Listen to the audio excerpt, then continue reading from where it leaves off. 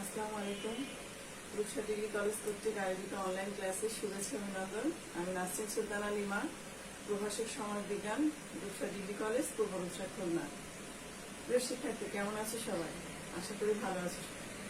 প্রিয় শিক্ষার্থী, আমি আলোচনা করছি তোমাদের অত্যন্ত প্রিয় একটি বই সমাজ বিজ্ঞান। সেই সমাজ বিজ্ঞান প্রথম পর্যায়ে দ্বিতীয় অধ্যায়ে যেটি আছে সমাজ বিজ্ঞানের বৈজ্ঞানিক মর্যাদা। এই অধ্যায়ের আজকে যে ক্লাসটি আমার তৃতীয় ক্লাস। প্রিয় শিক্ষার্থী, আমি বিগত ক্লাসে তোমাদের এই অধ্যায়ের যে যে বিষয়গুলি সম্পর্কে জানিয়েছিলাম, বিজ্ঞান কি, বৈজ্ঞানিক পদ্ধতি বা কিরকম বৈজ্ঞানিক পদ্ধতি স্তর সম্পর্কে, এবং সর্বশেষ ক্লাসটিতে জানিয়েছিলাম সমাজ বিজ্ঞান কিভাবে বৈজ্ঞানিক মর্যাদা পেল সে সম্পর্কে।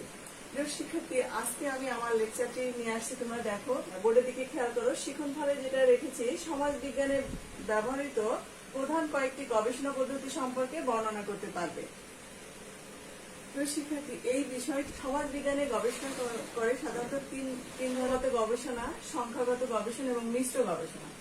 গুণগত গবেষণা যেটি কোনো বস্তুর গুণ নিয়ে গবেষণা করা হয়, সেটা গুণগত গবেষণা। এখানে নাম্বারের বিষয়টি ওভাবে করে থাকে না, নাম্বারের বিষয়টি এখানে আমরা পাই না।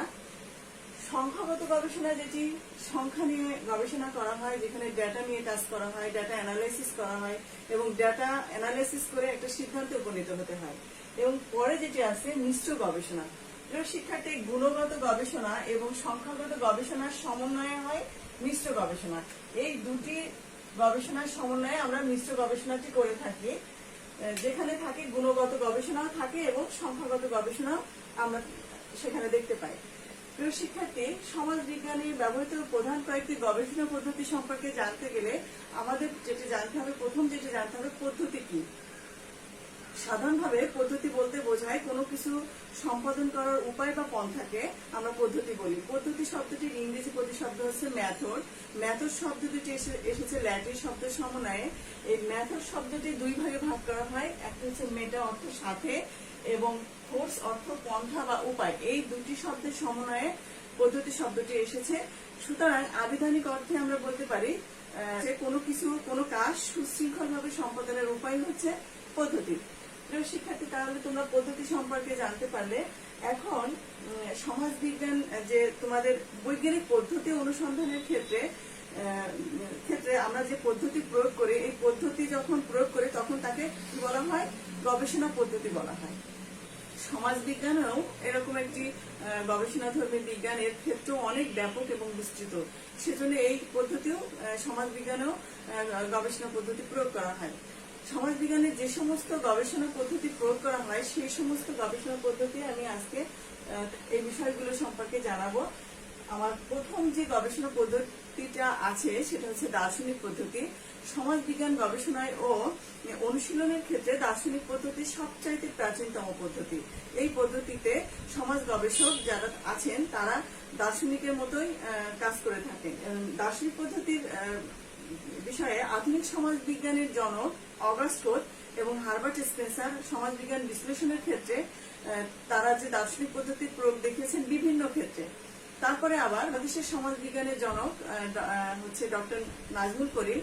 তিনিও তার সমাজ বিজ্ঞান সমীক্ষণ যে গুরুত্বপূর্ণ একটি বই আছে, সেই বইয়েও দার্শনিক পদ্ধতির প্রয়োগ দেখিয়েছেন। এখানে একটি বিষয়, পরিসংখ্যান কতগুলো নিরস তথ্যের সমাবেশ ঘটাতে পারে মাত্র, কিন্তু সমাজ বিজ্ঞানীরা যারা আছেন তারা নিজস্ব বিচার বুদ্ধি দিয়ে, বিচার বিশ্লেষণ দিয়ে কি করে অর্থবহ করে তোলে সেই যে গবেষণাটি। সেজন্য প্রয়োজন হয় আমাদের দার্শনিক পদ্ধতি। প্রিয় শিক্ষার্থী, এই যে বিষয়গুলো কিন্তু আমরা সমাজ বিজ্ঞান সমীক্ষণ ডক্টর নাজমুল করিমের যে বইটি আছে সেখানে কিন্তু চমৎকার ভাবে তিনি তুলে ধরেছেন। প্রিয় শিক্ষার্থী, এ ব্যাপারে আমেরিকান সমাজ বিজ্ঞানী কুলি বলেছেন যে গবেষণাধীন ব্যক্তি সমষ্টির আচরণের গুরুত্ব উপলব্ধি করতে হলে ওই ব্যক্তি সমষ্টির আবেগ, অনুভূতি এবং মনোজগতে প্রবেশ করতে হয়। প্রিয় শিক্ষার্থী, দার্শনিক পদ্ধতি কিন্তু চমৎকার একটি পদ্ধতি। যেটা দার্শনিক পদ্ধতির ক্ষেত্রে যেটি হয় সেটা হচ্ছে আমরা অনুমানমূলক তাত্ত্বিক মতামত সামনের দিকে নিয়ে আসি। একটি পার্টিকুলার বিষয় সেটি হতে পারে অবাস্তব কোনো বিষয়, একটি বিষয় আরেকটি বিষয় দ্বারা প্রভাবিত হতে পারে। এই দার্শনিক পদ্ধতির ক্ষেত্রে এরকম কিছু পার্টিকুলার বিষয় যেটি অনুমান হয়ে যায়, তখন দার্শনিক পদ্ধতি। শিক্ষার্থী, দার্শনিক পদ্ধতির ক্ষেত্রে একটি বিষয় থেকে অন্য একটি বিষয়ে অনুমান নিয়ে থাকি আমরা, এবং অনুমান নেওয়া এবং অনুমান করার ক্ষেত্রে দার্শনিক পদ্ধতির সাথে সমাজবিজ্ঞানের চমৎকার মিল রয়েছে। প্রিয় শিক্ষার্থী, এই যে দার্শনিক পদ্ধতি নিয়ে বললাম, এই দার্শনিক পদ্ধতির কিছু সুবিধা আছে, আবার কিছু অসুবিধাও আছে। আমরা প্রথমত যেটা আলোচনা করব, সুবিধা নিয়েই আলোচনা করব। সমাজবিজ্ঞানের যে পদ্ধতি, দার্শনিক পদ্ধতির সুবিধা যেটি আছে, সমগ্র সমাজ সম্পর্কে আমরা এই দার্শনিক পদ্ধতির মাধ্যমে জানতে পারি। তারপর কি আছে, এই পদ্ধতি গোটা সমাজকে যথাযথভাবে ব্যাখ্যা করা যায়। এই গোটা সমাজকে যথাযথভাবে ব্যাখ্যা করা যায় এই দার্শনিক পদ্ধতির মধ্য দিয়ে। যেমন ম্যাক্স ওয়েবারের অন্তর্দৃষ্টির সাহায্যে গোটা সমাজকে সহজভাবে বিশ্লেষণ করেছেন কে? Max weber. এই পদ্ধতি সামাজিক ঘটনাবলীর, দার্শনিক পদ্ধতি সামাজিক ঘটনাবলীর পার্টিকুলার নলেজ পরিবর্তিত হয়ে ইউনিভার্সাল নলেজে রূপান্তরিত হয়। এই পদ্ধতি সামাজিক যে গবেষণা আছে সেটা জটিল এবং বিস্তৃত জাল থেকে সহজ সরল পথে নিয়ে আসে আমাদের এই দার্শনিক পদ্ধতি। প্রিয় শিক্ষার্থী, আমরা দার্শনিক পদ্ধতির সুবিধা সম্পর্কে জানলাম, এখন কিছু অসুবিধাও রয়েছে এই পদ্ধতির এবং সমালোচনাও রয়েছে।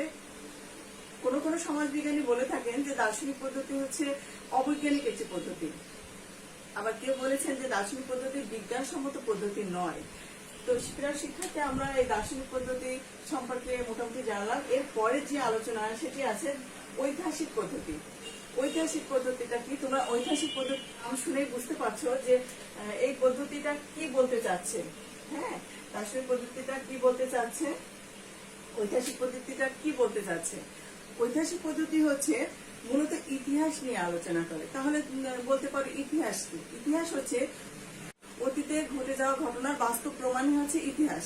এই যে সমাজবিজ্ঞানের ক্ষেত্রে কিন্তু দার্শনিক পদ্ধতি সভ্যতার বিকাশ ঘটেছে ক্রমবিবর্তনের মধ্যে দিয়ে। যে এই যে তোমার সমাজবিজ্ঞান যে বর্তমান পর্যায়ে এসেছে ক্রমবিকাশের মধ্য দিয়ে 5 বছর, 10 বছর, 100 বছর, 500 বছর এইভাবে দীর্ঘ পথ অতিক্রম করার পরে এই পর্যায়ে এসছে। এই যে সমাজ ব্যবস্থা, অতীতের সমাজ ব্যবস্থা, জীবন ব্যবস্থা এবং মানুষের সাথে মানুষের যে সম্পর্কের বিষয়গুলো, এগুলো কিন্তু আলোচনা করে পদ্ধতির যে প্রত্যেকটা ধাপে ধাপে যে আলোচনার বিষয়, এইটাই কিন্তু ঐতিহাসিক পদ্ধতি আলোচনা করে থাকে। ঐতিহাসিক পদ্ধতির কিছু সুবিধা রয়েছে। সমাজ যেহেতু প্রতিনিয়তই পরিবর্তনশীল একটি বিজ্ঞান, প্রতিনিয়তই পরিবর্তন হচ্ছে এই বিষয়, সেই জন্য ঐতিহাসিক পদ্ধতিতে আমরা অনেক বিষয় অতীতের সমাজ ব্যবস্থা সম্পর্কে জানতে পারি। সেই সমাজ ব্যবস্থা কেমন ছিল, অতীতের সমাজ ব্যবস্থা কেমন ছিল, এই বিষয়গুলো যা আমরা স্পষ্ট ধারণা পাই কোথা থেকে? পদ্ধতির মাধ্যমে। শিক্ষাতে এই পদ্ধতি সনাতন ধারা সমাজ গবেষণার জন্য অপরিহার্য। তৎকালীন সমাজ ব্যবস্থা কেমন ছিল সেই বিষয়ে জানার জন্য ঐতিহাসিক পদ্ধতি খুবই গুরুত্বপূর্ণ। প্রিয় শিক্ষার্থী, যে এই পদ্ধতিরও কিছু অসুবিধা রয়েছে। অসুবিধা কি আছে? যে এই পদ্ধতি অতীতের সমস্ত ঘটনা কিন্তু আমরা এই পদ্ধতির মাধ্যমে জানতে পারি না। কিছু কিছু বিষয় থাকে যে সেগুলো আমাদের ইতিহাসে উঠে আসে না। সেজন্য অনেকে এই পদ্ধতিকে বলেছেন যে ফলে এটি একটি অসম্পূর্ণ এবং অসমাপ্ত একটা গবেষণা পদ্ধতির ফল বলে অনেকেই মনে করেছেন। প্রিয় শিক্ষার্থী, এর পরে যেটি আছে ঘটনা অনুসন্ধান পদ্ধতি।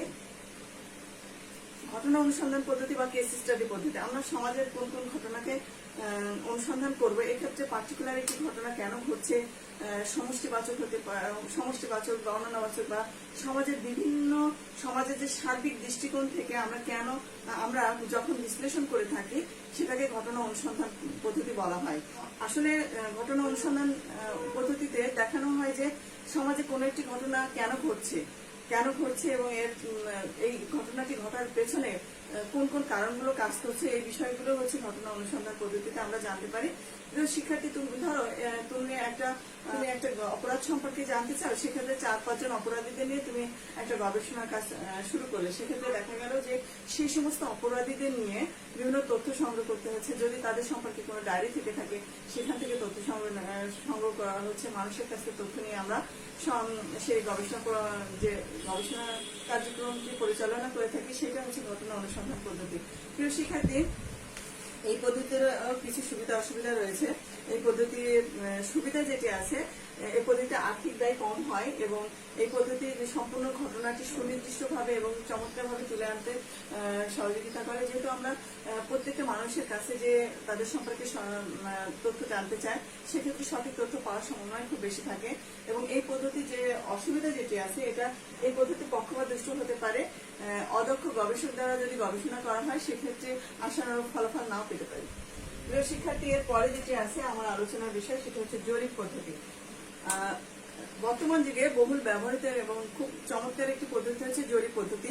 এই পদ্ধতি একটি পার্টিকুলার সমাজ ব্যবস্থা সম্পর্কে গবেষণা করে থাকে। ধরো তুমি একটা বিষয় নিয়ে গবেষণা তুমি এই পদ্ধতিতে বের করতে চাও, একটি এলাকায়, নির্দিষ্ট এলাকায় বা গোষ্ঠী কি ভাবছে সেই বিষয়টি নিয়ে।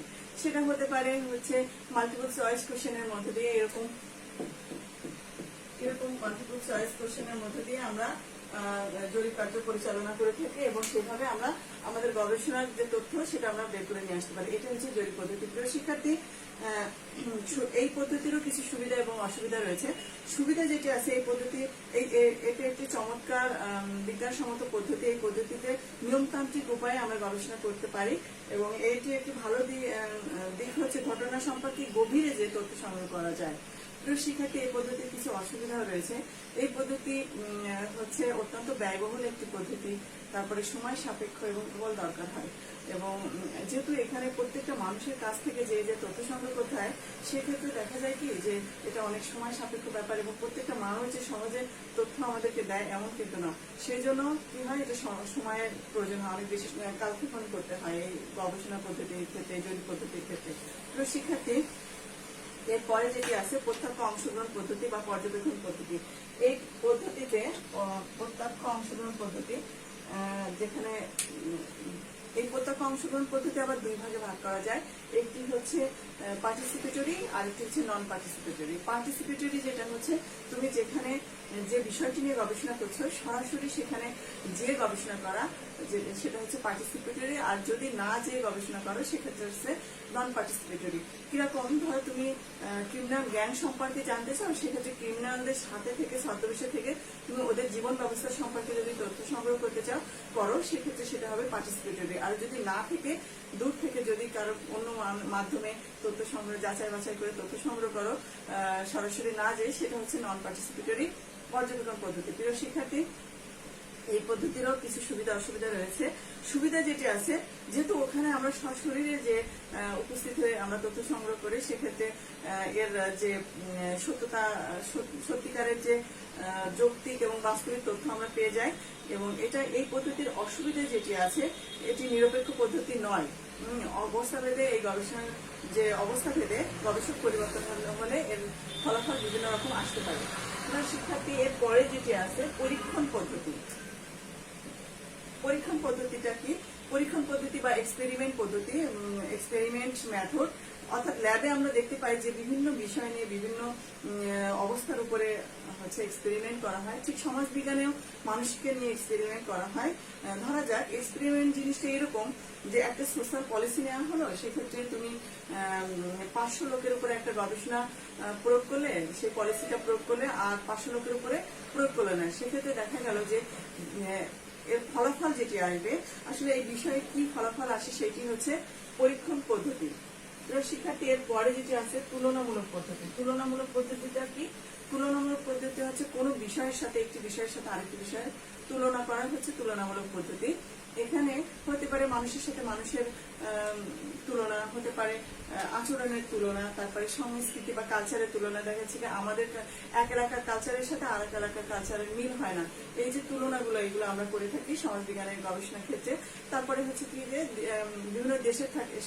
বিভিন্ন দেশের সাথে তুলনা করা হয়। পার্শ্ববর্তী দেশ ভারত আছে, ভারতের সাথে বাংলাদেশের কিছু বিষয় নিয়ে তুলনা করা হলো। এই যে বিষয়গুলো, যেটা কিনা তুলনামূলক পদ্ধতি, যেটা সমাজবিজ্ঞান গবেষণার ক্ষেত্রে আমরা ব্যবহার করে থাকি, প্রয়োগ করে থাকি।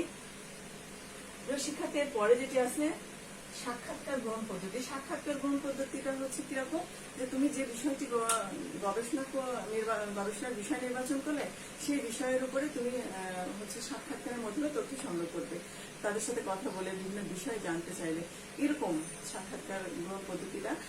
ধরো তুমি মুক্তিযুদ্ধের সময় যে সমস্ত মুক্তিযোদ্ধারা স্বাধীনতা যুদ্ধে অংশগ্রহণ করেছে, তাদের বিষয় সম্পর্কে তুমি যদি জানতে চাও, সেক্ষেত্রে সাক্ষাৎকারের মাধ্যমে তুমি জানতে চাইলে তারা কিভাবে ট্রেনিং নিয়েছে, কোথায় ট্রেনিং নিয়েছে এবং কোন এলাকায় যুদ্ধ করেছে, এই বিষয়গুলো যদি তথ্য সংগ্রহ করো সাক্ষাৎকারের মাধ্যমে, সেটাই আমরা ধরে নিতে পারি সাক্ষাৎকার গ্রহণ পদ্ধতি। প্রিয় শিক্ষার্থী, আজকে যে সমাজ বিজ্ঞানে ব্যবহৃত প্রধান কয়েকটি গবেষণা পদ্ধতি সম্পর্কে আমি আলোচনা করলাম, এই যে পদ্ধতিগুলো আমরা সমাজ বিজ্ঞানে ব্যবহার করে থাকি, আশা করি তোমরা এই পদ্ধতি সম্পর্কে স্পষ্ট ধারণা পেয়েছো। প্রিয় শিক্ষার্থী, এই ছিল আমার এই দ্বিতীয় অধ্যায়ের শেষ ক্লাসে আশা করি তোমরা ভালোভাবে বুঝতে পেরেছো। আগামী ক্লাসে অন্য কোনো নতুন অধ্যায় নিয়ে আমি ক্লাস নেব। আশা করি তোমরা আমার সাথেই থাকবে, ভালো থাকবে, সুস্থ থাকবে, এই শুভকামনায় আমি আমার ক্লাস শেষ করছি। ধন্যবাদ সবাইকে।